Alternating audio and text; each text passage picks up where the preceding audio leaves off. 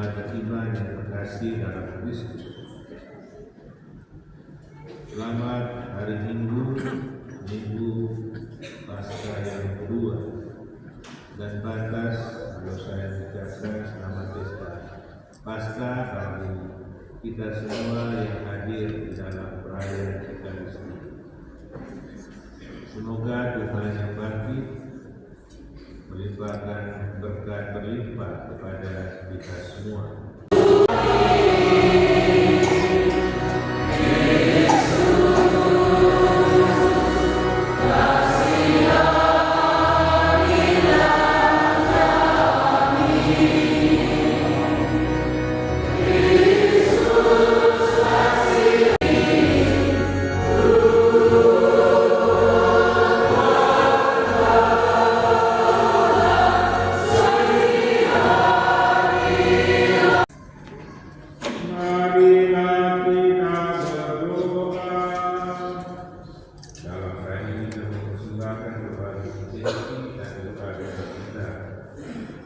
Mengucap syukur atas hari ulang tahun ke-13 tanggal 26 April kemarin, Stefan Nika, Ibadah Kemudian Arif Sador.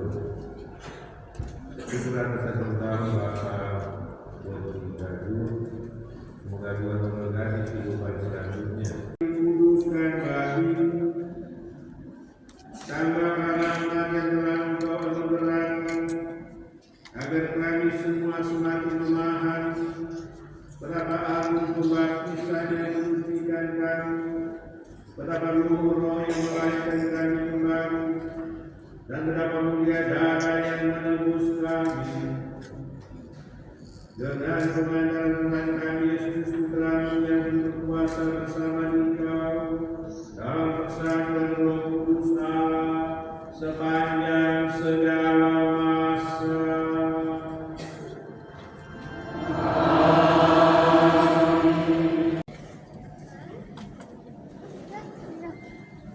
Bacaan dari Kisah Para Rasul. Pada waktu itu, para rasul mengadakan banyak tanda dan mukjizat di tengah masyarakat Yahudi.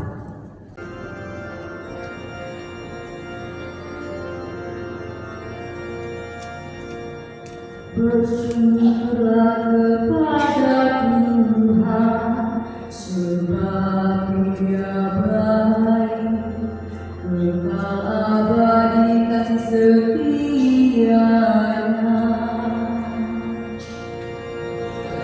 Israel berkata, kekal abadi kasih setia-Nya. Biarlah kaum berkata, kekal abadi kasih setia-Nya. Biarlah orang yang takwa pada Tuhan berkata, kekal abadi kasih setia-Nya.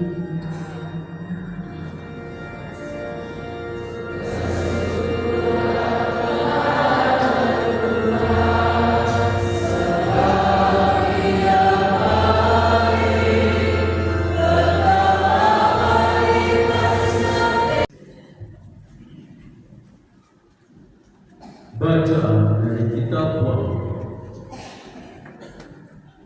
Aku Yohanes, saudara dan sekutumu dalam kesusahan, dalam kerajaan, dan dalam kerukunan, menantikan Yesus sedang berada di pulau yang bernama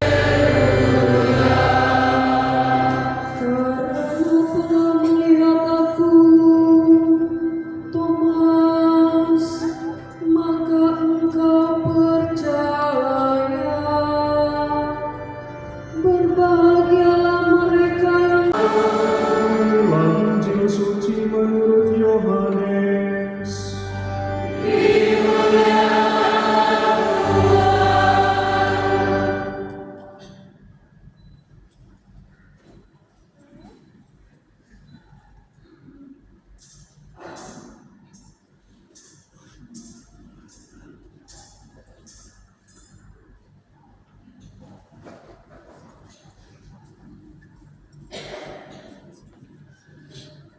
Pada waktu malam di hari pertama pekan itu, berkumpullah murid-murid Yesus di suatu tempat dengan pintu-pintu yang terkunci, karena mereka takut kepada para pemuka Yahudi. Pada waktu itu datanglah Yesus, berdiri di tengah-tengah mereka dan berkata, "Damai bagi kamu." Sesudah berkata demikian, Yesus menunjukkan tangan dan lambungnya kepada mereka.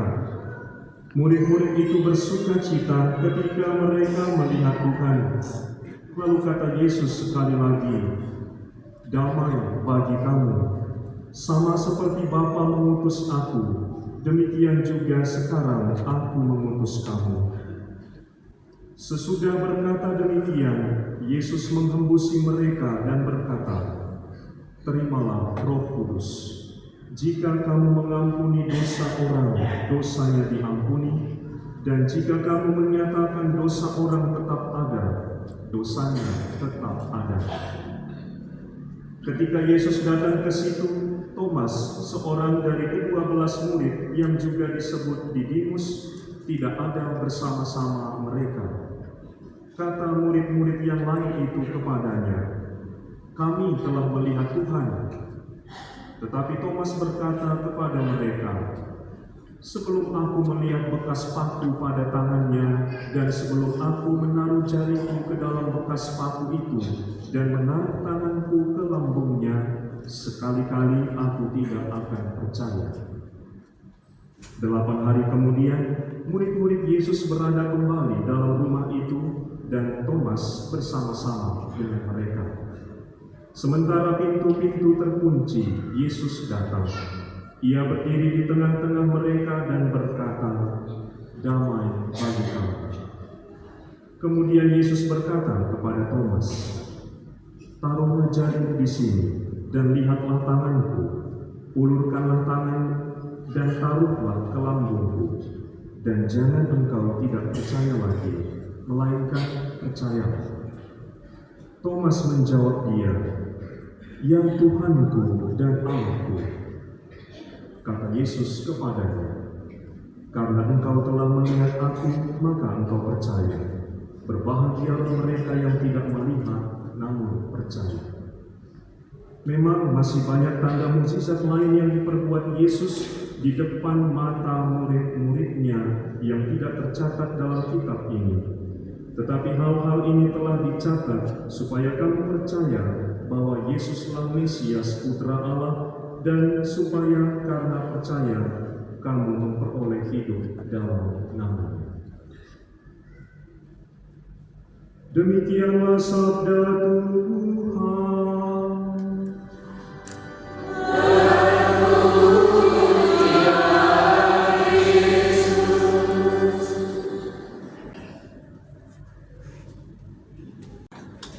Paskah dan Pesta Paskah, kita yakin dalam tempo singkat banyak orang akan segera datang ke sini, dan gereja inilah perang.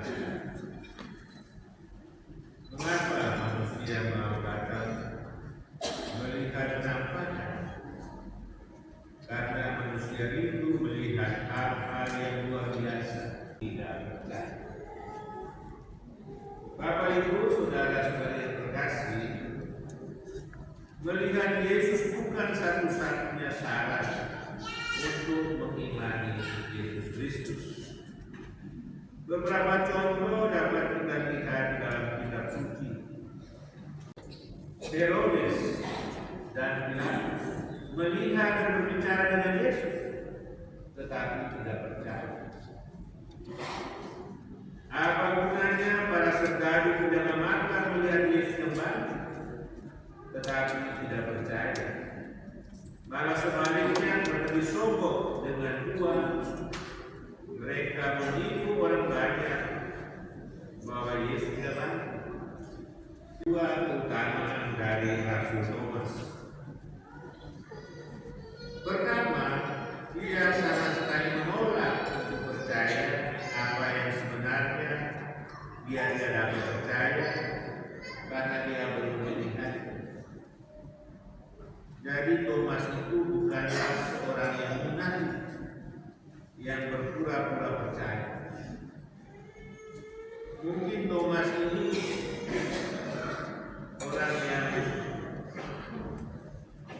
tidak sesuai dengan orang-orang Kristen, orang-orang Katolik yang bersikap munafik, yaitu apabila dia telah yakin percaya akan sesuatu hal, maka ia pantang mundur. Di sini nampak bahwa Thomas tidak setengah-setengah beriman. Dia bukanlah seorang Katolik KTP memberi kesaksian tentang Yesus Kristus di India sampai wafat. Seorang yang mempunyai kesamaan kalau sudah percaya pantang mundur. Dia akan berjuang untuk tetap mempertahankan iman. Seperti penulis kitab Wahyu tadi dalam bacaan kedua, karena penulis kitab Wahyu ini juga mengalami penglihatan atas Yesus yang sudah mati namun hidup sepanjang masa. Itu mempunyai pengalaman seperti para rasul, para murid Yesus itu. Kita tetap percaya bahwa Yesus Kristus tetap hadir di tengah-tengah kita melalui gereja dan sakramen-sakramen. Percaya atau beriman berarti selalu pasrah pada Tuhan, menyerahkan diri seutuhnya kepada Tuhan tanpa banyak kemudahan. Masa prapaskah ini hendaknya kita semua tidak hanya memiliki dan mempertahankan iman kita agar Kristus yang baru, melainkan kita harus menghayatinya dalam hidup sehari-hari agar kita memperoleh keselamatan. Umat menjawab, Tuhan, dengarkanlah umat-Mu.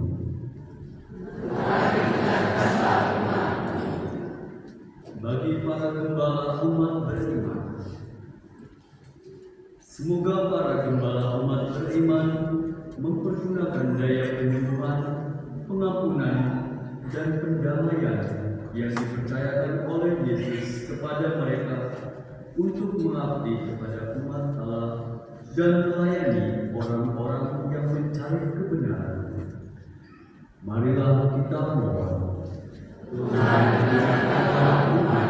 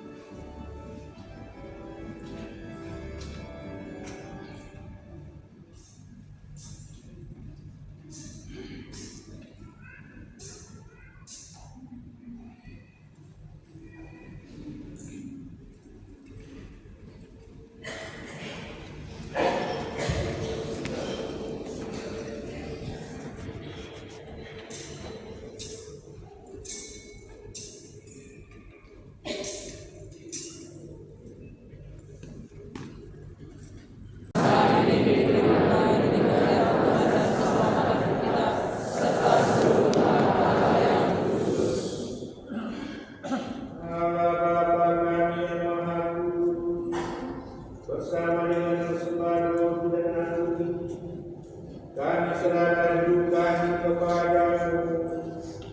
Kami mohon teguhkanlah iman harapan kami akan hidup baru berkat kebangkitan Putra-Mu. Sebab Dialah Tuhan dan pengantara kami sepanjang segala masa.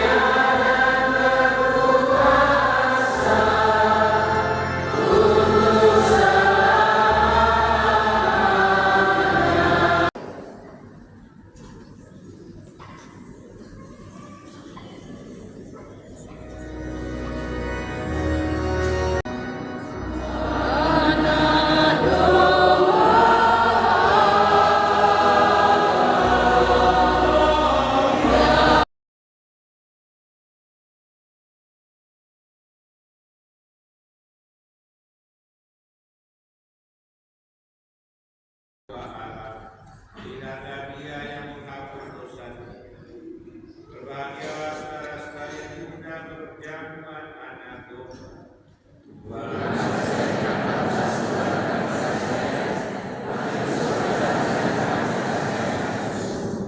Semoga Kristus menuntun kita sampai hidup yang kekal.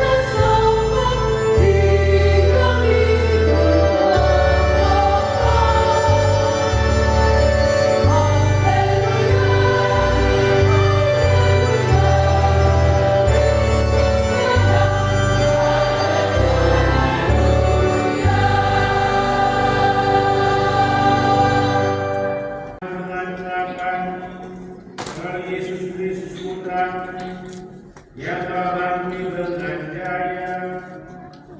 Semoga kami selalu menyadari bahwa dunia hidup, hadir dan selalu menyertai kami hingga kami mencapai kebahagiaan surgawi yang Kau janjikan. Sebab Dialah yang hidup berkuasa sepanjang segala masa.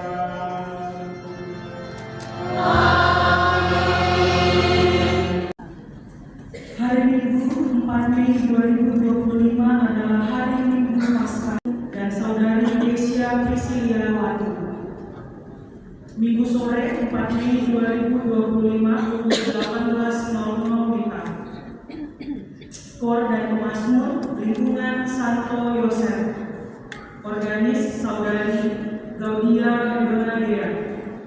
Sumber lagu Mada Bakti, rektor dan doa umat saudari. Saudara-saudari yang kasih dalam Tuhan, pertama kita sampaikan syukur puji kepada Tuhan karena kita diberi kesempatan untuk berkumpul dan merayakan Ekaristi pada kesempatan ini. Dan selanjutnya saya atas nama umat Paroki Santo Antonius Paduambanan menyampaikan pertama selamat Paskah untuk Bapak Uskup. Semoga terang kebangkitan senantiasa terus menyinari, terus memberikan energi teristimewa kepada Bapak Uskup untuk melaksanakan tugas kegembala di wilayah Uskupan Denpasar ini. Dan juga saya atas nama segenap umat Paroki Ambenan menyampaikan terima kasih berlimpah karena di tengah perjalanan kunjungan kanonik di Pulau Lombok dan tentu sudah beberapa waktu sebelumnya di wilayah Pulau Sumbawa, Bapak Uskup berkenan dan memberikan waktunya untuk merayakan Ekaristi bersama kita semua pada Paskah kedua.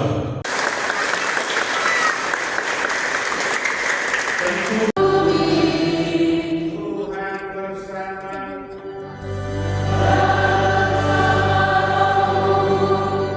Semoga Allah yang telah berkenan menganugerahkan kepada saudara penebusan dan pada menjadi anak dengan kebangkitan Sang Putra Tuhan, mengembirakan saudara dengan berkahnya.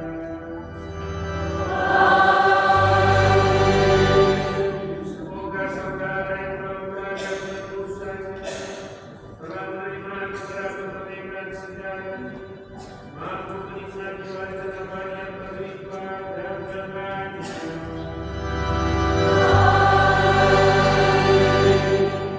Semoga saudara yang telah bangkit bersama Kristus dalam kebaptisan pada iman bisa kita bersama Dia dalam tanah air surgawi karena hidup yang benar. Dan semoga berkat Allah Tritunggal Maha Kudus, Bapa, Putra, dan Roh Kudus turun atas saudara dan menetap senantiasa.